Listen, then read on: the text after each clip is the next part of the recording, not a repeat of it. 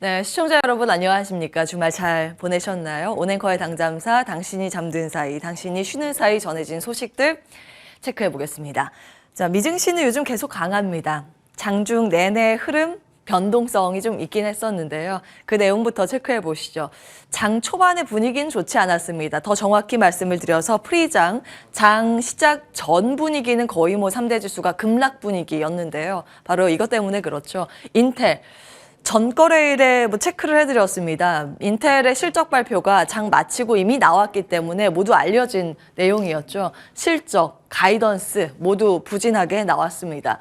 아니, 인텔 안 좋아질 거라고 생각해서 굉장히 가이던스나 이런 쪽도 낮게 눈높이를 잡아놨거든요. 그런데 그것도 충족이 안 되게 더 낮다고 미 증시 내에서 망했다라는 표현이 등장될 정도로 정말 안 좋은 성적표가 공개됐다라는 평가가 줄을 이었습니다. 그러자 인텔은 시간외 거래에서 당시에 10% 넘게 급락하는 모습이었고요. 미 증시 프리장에서도 3대 지수가 다 크게 압박받으면서 고꾸라지는 모습으로 흐름을 이어갔습니다.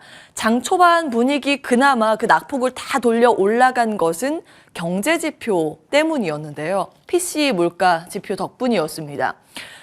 미국은 특히 연준은 CPI보다 PCE 물가가 더 중요하다고 이야기를 하고 있죠. 이 물가를 중심으로 경제 정책 방향을 책정한다고 공식적으로 발표를 했습니다. 그래서 이게 굉장히 주목도가 높았던 지수인데요.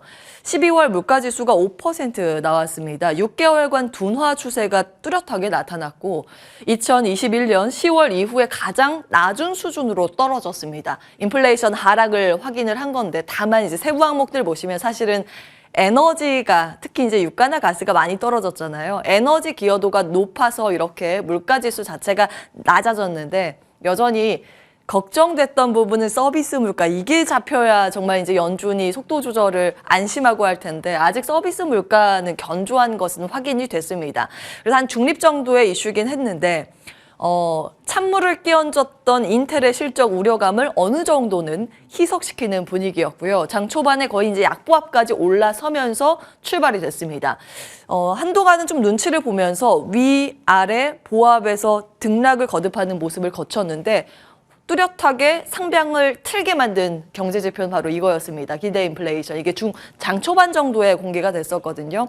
미시간대에서 발표한 수치인데 1년 후에 물가, 5년 후에 물가, 소비자들은 어떻게 될 거라고 생각합니까? 라는 설문을 쫙 돌리죠. 그런데 이 수치가 굉장히 긍정적으로 잡혔습니다. 1년 인플레이션 기대도 그전보다 0.1%포인트 떨어졌고요. 5년 인플레이션 기대도 마찬가지로 떨어졌습니다. 이제 연준이 보고 있는 건 1년이기 때문에 여기에 좀 시장이 환호하는 모습이었습니다. 소비자의 심리가 결국 이 후행적으로 실질 경제에 미치는 영향력이 크다라는 인식 때문에 시장을 상방으로 끌어올리는 모습이었고요. 3대 지수가 막 거침없는 질주를 그 이후부터 이어갔습니다. 물론 이제 막판에 어느 정도 고점에 대한 부담감, 공방이 거세지면서 좀 장중에 고점 대비했을 때 밀리긴 했지만 3대 지수 일제히 플러스 마감에 성공했습니다. 다우 지수가 거의 이제 아쉽게도 보합 근처에서 마무리가 됐는데 나스닥 지수의 상승률이 눈에 띄었죠. 1% 가까운 상승권 유지하면서 마무리가 됐습니다. 자, 특징주 가운데 한 가지 뚜렷한 흐름이 잡혔습니다. 나스닥 지수의 상승의 이유는 테슬라라는 분석이 굉장히 많죠. 이게 또 숏 스퀴즈라는 분석들이 많이 올라가고 있습니다. 골드만삭스에서 지금 가장 공매도가 많은 주식군 현지 시간 금요일에 발표를 했는데 1위가 테슬라였습니다. 공매도가 많이 쌓여 있다. 그런데 최근 테슬라 떠올려 보실까요? 반등세를 좀 이어가고 있는 모습이죠. 알고 계시다시피 공매도는 매도를 먼저 하고 나중에 청산을 할 때 매수를 해야 합니다. 이게 떨어질 때 수익이고 공매도 입장에서는 올라가면 손실로 잡히기 때문에 반등이 좀 나오게 된다면 이 공매도 했던 세력들은 이 물량을 청산하는, 즉 매수를 해야 하는 그 기로에 놓이게 됩니다. 그러다 보니 이 공매도 청산 물량이 갑자기 쏟아지게 되면, 그러니 이제 매수의 물량이 갑자기 유입되게 되면 주가는 생각보다 더 많이 뛰는 현상이 나왔는데요. 그런 이제 수급 기인한 반등이라는 평가가 미국 내에서 굉장히 많았습니다. 물론 이제 표면적으로 머스크 CEO가 백악관 관리를 만나서 전기차 산업 활성화 논의를 했다. 이것 때문에 올랐다라고 하지만 사실 수급에 최근 들어서 굉장히 특이한 현상은 숏스퀴즈라는 평가가 미국 내에서 많다라는 점 체크해드리고요. 루시드의 급등세도 눈에 띄었습니다. 장중에 뭐 100%에 육박하는 급등세가 나오기도 했는데 상승폭을 줄여가면서 40% 플러스권으로 마무리가 됐습니다. 일종의 이제 루머 소문이 돌았는데 사우디 국부펀드에서 인수할 것이라는 뭐 그런 기대감이 갑자기 돌면서 급등세를 시연하기도 했습니다. 근데 이제 밈주식의 급등세가 최근 같이 테슬라와 연결해서 움직이는 분위기죠. 그리고 코인 가격, 비트코인 등의 코인 시장의 강세가 이와 연결된 흐름을 보이고 있습니다. 보시면 뭐 게임스탑이나 AMC 엔터 등 대부분의 밈주식이라고 하면 실적이 잡히지 않는 거의 뭐 연속해서 적자만 나오는 기업인데 그야말로 펀더멘탈이 아니라 수급에 기대서 급등과 급락을 반복하는 종목을 밈주식이라고 하는데요. 대부분의 종목이 뚜렷한 이슈 없이 이날 상승했다는 점 눈에 띕니다. 자, 뭐 테슬라의 영향이 여기저기 눈에 띕니다. 친환경 자동차 관련 기업들도 같이 기지개를 켜는 모습이었고요. 2차 전지 그리고 충전 관련 인프라 관련주들도 상승하는 모습은 특징적이었습니다. 이제 이번 주 내내 이 이야기를 들으실 것 같습니다. 이제 연준의 시간, 바로 2월 1일 현지 시간 기준이고요. 우리 시간으로는 2월 2일 목요일 새벽 4시에 발표 예정인 미국의 FOMC입니다. 금리 인상에 대해서 전망치는 거의 컨센서스는 25bp인데 그것보다 더 중요한 건 연준과 시장의 궤리 어느 정도까지 차이가 눈에 띄는가 이 부분일 텐데요. 그건 잠시 후에 따로 정리를 해보도록 하고요. 주요 기업들의 발표가 우리나라도 중요한데 미국 내에서도 이제 본격적인 대형주의 실적 발표를 앞두고 있습니다. 애플, 퀄컴, 아마존, 알파벳 실적이 이번 주에 발표 예정이기 때문에 이 점도 감안하시면서 체크를 해보셔야겠습니다. 이슈가 하나 있어서 빠르게 짚고 넘어갈 텐데요. 사실 그동안 뭐 많이 알려져 있었던 내용들이기 때문에 칩4의 어느 정도의 연장선상이기 때문에 한번 쭉 체크하는 정도로 짚고 넘어가겠습니다. 이제 미국이 계속해서 중국의 반도체 제재를 하고 있죠. 압박을 하고 있고 동맹국들 모여라. 우리 편 같이 해서 중국을 압박하자 뭐 이런 내용인데 칩4에 이어서 이번에 일본과 네덜란드가 동참을 했습니다. 합의사항에 대해서는 지금 공식 발표는 하지 않았는데요. 각국의 행정 절차를 고려했을 때 사실 실질적인 시행까지는 아마 수개월이 걸릴 것으로 전망이 됩니다만 생각해 볼 만한 부분들이 좀 여러 있기는 합니다. 사실 이제 중국의 입장에서는 예전에 발표했을 때 중국 제조 2025 정책 내에서 보면 2025년까지 반도체의 국산화율 70%를 달성하겠다라는 게 포함이 돼 있었는데 이게 뭐 사실상 이제 무산이라는 평가고요. 다시 정책 발표를 했을 때는 2035년까지 반도체 선진화를 이루겠다 이렇게 뒤로 미뤘습니다. 아마 중국에서는 더 막대한 자금을 투입해서 기술에 대한 부흥을 위한 뭐 움직임이 나오지 않을까. 그 과정에서 우리나라는 사실 피해 섹터와 수혜 섹터가 갈릴 것으로 분석이 됩니다.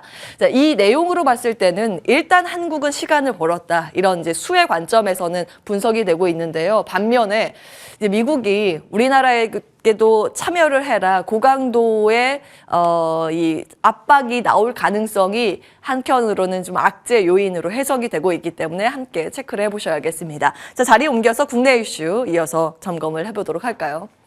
자, 오늘은 중국 시장이 아주 오랜만에 복귀를 하게 됩니다. 연휴 기간이 길었죠. 춘지회라는 게 이제 일주일 내내 중국은 있었기 때문에 그 사이에 관련 지수의 수익률은 어땠는지 정리를 쭉 해봤습니다. MSCI 국가 추종지수 중국은 3% 그동안 올랐고요. 아이쉐어주로 보면 2.5% 그리고 중국 A 주식 대표 종목들이 있는 쪽이 3% 이상의 강세였습니다. 이 사이에 항생지수는 한 3% 가까이 올랐는데요. 골드만삭스에서 추가적으로 중국에 대한 눈높이를 상향 조정했다는 점이 지난주 한 주 동안 눈에 띄었던 흐름이었습니다. 일단 이익 추정치도 기존의 13%에서 저쪽에 나와 있는데 17%로 상향 조정을 했고요. 중국의 지수 추정지수도 80에서 85 쪽으로 상향 조정을 했습니다. 이제 업사이드가 현재 상황에서 전일 종가 상황에서 한 13% 남아있다라고 봤습니다. 근데 이거는 굉장히 긴 관점이죠. 연말 지수에 대한 눈높이이기 때문에 그 점은 감안하시면서 체크를 해보실 필요는 있겠습니다. 예, 1월의 트렌드 정리를 해보겠습니다. 자, 화려한 복귀라고 타이틀을 잡아봤는데요. 한 가지 큰 특징은 작년에 많이 무너져 있었던 관련 자산들의 되돌림 현상입니다. 수익률 상위로 쭉 정리를 해봤는데요. MSCI 쪽으로 이제 달러 지수를 대비해서 살펴봤을 때 코스피가 전 세계 자산 중에서 가장 크게 올라갔습니다. 이것은 이제 단순 지수 말고 달러와 함께 연계해서 움직이는 그쪽이라고 참고를 해보시면 되겠고요. 그 다음 근소한 차이로 이제 중국이 올랐고 나스닥 그리고 MSCI 이머징 마켓, 러셀 2000 지수 순으로 올랐습니다. S&P 500 지수가 한 6% 상승인데 미국 내에서는 나스닥 지수가 11% 상승을 했기 때문에 작년에 얼마나 많이 떨어졌었고 더 부진했던 것들의 위주의 화려한 복귀가 컸나라는 것을 좀 확인해 보실 수 있습니다. 인플레이션 둔화 추세와 금리 인상 속도 조절론이 제기되면서 이런 현상들이 나타났는데요. 그렇기 때문에 앞서 말씀드린 것처럼 이제 중요한 건 2월에 FOMC 결과 내용입니다. 많이 유명한 그 저자 그 책에 소음과 투자라는 내용에 이게 있는데요. 주가를 움직이는 힘이 인식일까 현실일까라는 점을 봤을 때 주가는 사실 현실보다 그 인식을 바탕으로 먼저 움직인다라는 측면, 미래 사건에 대해서 인식 변화를 반영하는 것이지 실제 사건이 일어났을 때는 여러분 잘 알고 계신 세로뉴스라는 측면이 크기 때문에 사실은 이제 사람들의 인식 변화가 어떻게 움직이느냐가 더 중요합니다. 그것을 확인해 볼 수 있는 게 이번에 FOMC라고 이해를 하시면 되겠고요.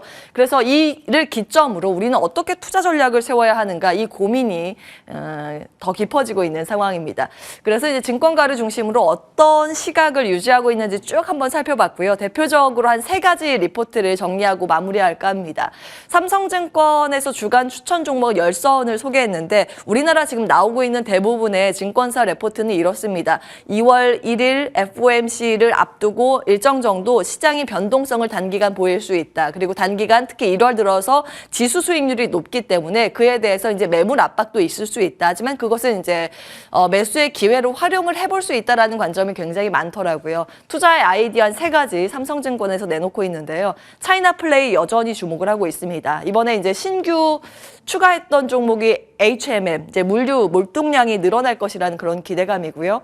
낙폭과대 쪽은 아무래도 앞서 이제 말씀드린 것처럼 지금의 트렌드는 작년에 많이 무너졌었던 종목의 화려한 복귀이기 때문에 대형주와 중소형주 이렇게 나눠서 이야기를 했습니다. 이제 신규 커버한 종목들 위주로 그 투자의 아이디어 조금 더 세분화된 내용을 정리해봤는데요. HMM은 리오프닝 기대감도 있지만 한편으로는 민영화 가능성에도 좀 주목을 하자라는 이야기를 해놓고 있고요. 반도체 쪽은 이오테크닉스입니다. 물론 이제 업황 부진이 장기간 이어졌는데 그에 따라서 이제 회복 가능성을 미리 끌어다가 반영시킬 가능성에 좀 주목을 했다고 보시면 되겠고 네이버는 한국의 챗 GPT를 찾는다면 네이버가 될 것이다라는 의견이 나오긴 했습니다. 이건 지난주 당잠사에서 사실은 말씀을 드렸던 그 흐름이고요. 잠시 후에 따로 보도록 하겠고 미국의 이제 챗 GPT 관련주들의 급등세가 같이 이어지고 있는 상황입니다. 여기 나와 있는 게 첫 번째 기업이 한 200% 연초 대비 올랐다고 버즈피드가 올라와 있는데요. 오픈 AI가 이제 챗 GPT 서비스를 하고 있는 기업인데 플랫폼을 이쪽에 좀 같이 협력을 하겠다라는 이제 발표가 나오면서 단기간 급등을 했습니다. 그리고 나서 이제 반도체 엔비디아 그리고 이제 구글이 저 아래에 있습니다. 예, 지난주에 이제 말씀을 드렸던 내용인데 인공지능에 대한 투자의 아이디어로 연결해서 볼 수 있는 부분은 첫 번째로 하드웨어 쪽 반도체 그리고 조금 더 확장을 해본다면 플랫폼과 통신이라는 점 말씀을 드렸고요. AI라는 것이 이제 언어 모델을 구축으로 답변을 해줘야 하기 때문에 그런 이 연결고리로 봤을 때 개인의 이 빅데이터를 많이 가지고 있는 기업이 무엇인가라고 봤을 때 전 세계적으로 플랫폼과 통신으로 양분된다라는 점 말씀을 드렸습니다. 구글과 마이크로소프트, 엔비디아가 여기에 포함이 되고요. 중국은 통신 화웨이를 중심으로 이루어지고 있습니다. 국내에서는 카카오 네이버, LG, SK, KT 중심으로 같이 이제 진행이 되고 있다라는 점 다시 체크해 드리고요.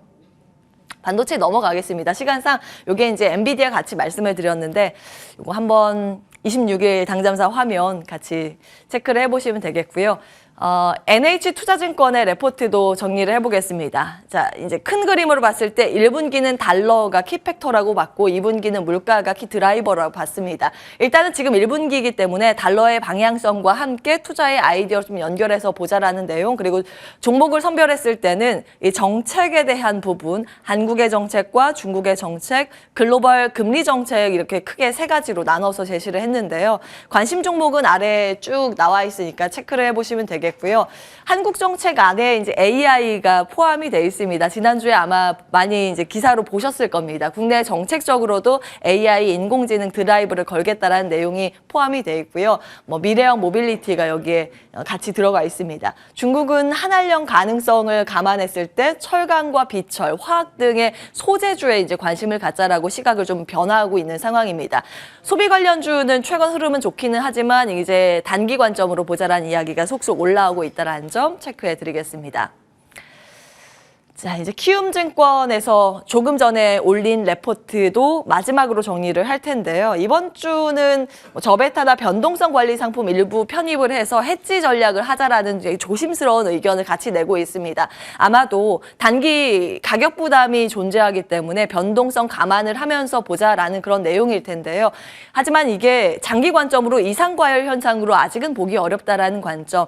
이번 주에 변동성이 나올 때 여전히 이때 심리가 흔들릴 필요는 없다라는 코멘트 같이 내놓고 있습니다. 참고해 보시기 바랍니다. 온앵커의 당잠사였습니다.